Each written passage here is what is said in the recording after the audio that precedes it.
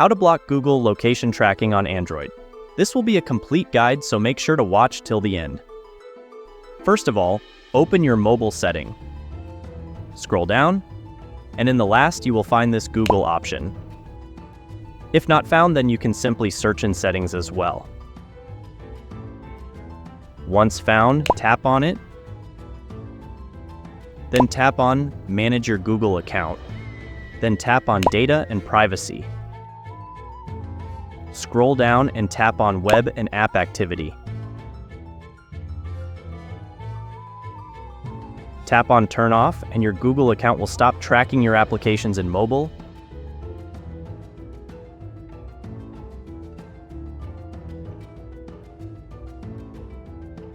Then go back and tap on Timeline.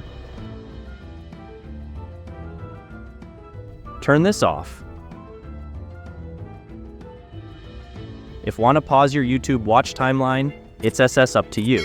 Go back, and in last your mobile location should be turned off every time, and your problem will be solved.